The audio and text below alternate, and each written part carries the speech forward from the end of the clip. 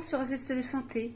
Donc voilà, pour la première recette, nous allons faire un banana bread, donc revisité à ma sauce quoi. Donc voilà. Donc pour cela, je vais déjà vous donner les ingrédients maintenant, et ensuite vous allez suivre pas à pas la recette, mais plutôt d'en haut, donc vous verrez pas ma tronche, voilà, tout simplement. Voilà, donc il faudra 3 bananes mûres, 2 œufs. Ensuite, il faudra 80 g de farine d'avoine. Alors moi, j'ai de la farine de n'importe quoi. La farine d'orge mondée, parce que j'adore la farine d'orge mondée. Donc voilà, j'ai pas de farine d'avoine sous le coude. J'aurais pu mixer si j'avais envie des flocons d'avoine, mais j'ai pas envie ce soir. Donc voilà, je vais faire avec la farine d'orge mondée, c'est pareil. 50 g de poudre d'amande, 30 g de farine de sarrasin ou de coco pour une version sans gluten, ceux qui ont des soucis, voilà. Une cuillère à café de bicarbonate sans soude. N'importe quoi, de bicarbonate de soude pardon, ou de levure, une cuillère à café de cannelle, une pincée de sel, une cuillère à soupe de vinaigre de cidre, 2 cuillères à soupe d'huile, alors coco désodorisé ou avec le goût. Moi perso j'aime bien la coco, donc j'ai les deux, je vous montrerai ça après, mais moi je pense que je vais mettre avec le goût coco, banane coco, ça peut être sympa. Voilà, sachant qu'il y a des petites pépites de chocolat à la fin, donc ça peut être sympa. Et puis avec, on va mettre une cuillère à soupe de sirop d'agave ou de miel, selon ce que vous avez chez vous. Miel d'acacia pardon, est quand même meilleur que le miel basique que vous trouvez en général en commerce. Après, si c'est du bon miel, bien évidemment, faites ce que vous voulez. Voilà, et puis donc, comme je disais, une poignée de pépites de chocolat noir. Voilà, donc, alors je suis pas à l'aise en vidéo, hein, je parle vite, je suis désolée, voilà. Je préfère préciser.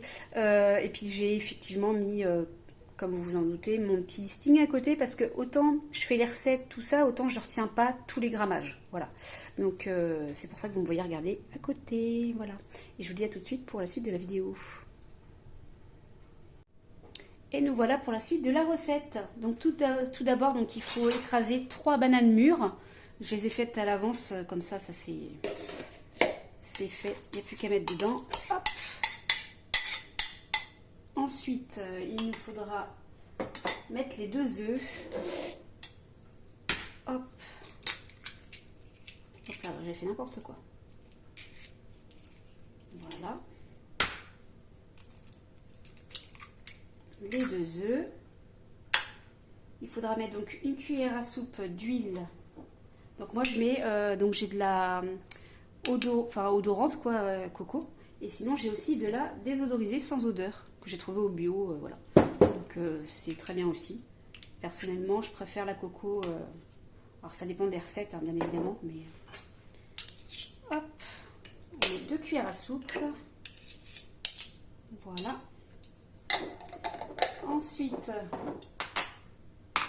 il faudra rajouter le yaourt. Alors, ils aient yaourt soja ou enfin végétal ou yaourt basique. Moi, personnellement, à la maison, là, j'ai des yaourts soja, mais qui sont au goût fruits rouges, donc ça va pas aller du tout avec la recette.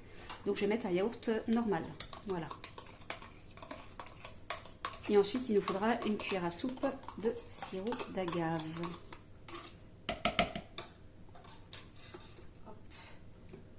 Une cuillère à soupe, moi, je dose, voilà, à l'œil. Donc moi je prends celui-là, hein, ce Nivea. L'image est peut-être à l'envers, hein, je suis désolée. Donc ensuite il va falloir bien mélanger déjà. Alors l'huile de coco, des fois il faut la faire fondre au micro-ondes. Personnellement là dans la recette, ça va vite chauffer, ça va vite fondre tout seul. Hein. Il n'y a pas besoin de faire chauffer spécialement. Donc après il va falloir mélanger les farines, la poudre d'amande. Hop. Et donc je prends ma balance. Pardon. Voilà. Donc sur la balance, on tare. Il nous faudra 80 g de farine, normalement d'amande. Et comme je n'ai pas là sous le coude, je vais mettre de l'orge mondée, qui est très bon aussi pour l'index glycémique, hein, c'est pour ça que je mets ça dedans. 80 g. Ah, ça fera un cake pour 8 à 10 personnes quand même, c'est un bon gros cake quoi. Il va être bien gonflé là. Voilà. Ensuite, il nous faudra 50 g de poudre d'amande. Je vais faire... voilà, hop, 50 g. On tare, c'est parti. 50 g. Et en fait, ça va faire un cake super moelleux. Je dépasse de 2, mais c'est pas grave. Hop. Et donc, farine de sarrasin, c'est 30 grammes. C'est vraiment histoire de varier les farines, les nutriments, tout ça. Celui qui n'aime pas, il peut mettre un peu plus de farine d'avoine à la place, quoi. Ça pose pas de problème non plus. On ferme bien les paquets. Hop. Ensuite, donc il me faudra le bicarbonate. Le bicarbonate, il me faut une cuillère à soupe. Alors ça, c'est pour faire gonfler. Je vérifie, je crois que c'est une cuillère à soupe. Une cuillère à café. Je l'ai baissé, heureusement je vérifie. Une cuillère à café. Je l'ai mis par là. C'est parti. Vous pouvez mettre sinon une cuillère à café de levure. C'est pareil. Moi, je mets du bicarbonate. Donc après, il faut savoir que ça... Pour pouvoir le faire agir, il faut mettre du vinaigre de cidre, pardon. C'est pour ça que tout à l'heure, j'en ai parlé d'ailleurs. Donc voilà, ça peut un petit peu choquer certains, mais on sent pas le goût. Donc du coup, après, j'ai mis ça, je mets un petit peu de sel, je mets de la cannelle.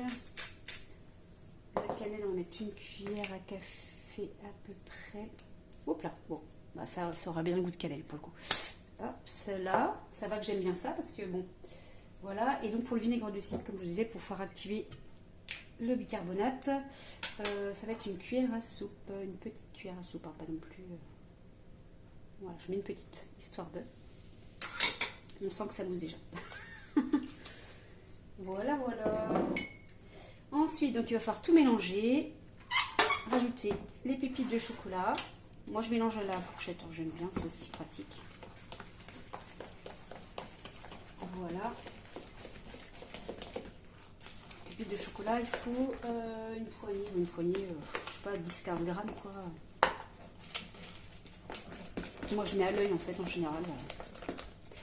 En fait, le but, c'est que le gâteau, il va rester super fondant. Il y a moyen de faire plus léger, c'est sûr. Mais là, c'est vraiment le truc qui va vous tenir au ventre. Vous mangez ça le matin, vous mangez une part ou deux. Personnellement, ça peut vous tenir... Enfin, moi, quand j'en mange, ça me tient de... Moi, je me lève à 6 h le matin. J'arrive à tenir jusqu'à 13 h, quoi. Donc, c'est aussi pour ça que, voilà, le mélange de farine, il est quand même super important. Parce qu'il faut savoir qu'un banana bread, par exemple, juste avec des flocons d'avoine, bah, ça va tenir, mais pas aussi longtemps que ça tiendrait, quoi. Voilà, donc là on est d'accord. Je vérifie juste que j'ai bien tout mis parce que des fois je fais des bêtises, comme j'ai plein de recettes en tête. C'est très bon. Donc les pépites de chocolat et on est pas mal. Une poignée. Hop, petite poignée, c'est ce que j'avais mis. Je mets au pif. Petite poignée. Voilà.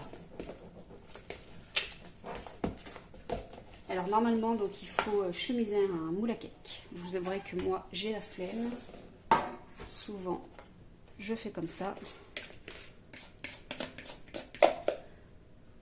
Alors, j'ai quand même une super cuillère que je n'utilise pas souvent. Je vais la chercher. Une spatule en silicone, qui est quand même super pratique, mine de rien. Avec ça, on n'en perd pas beaucoup. Voilà.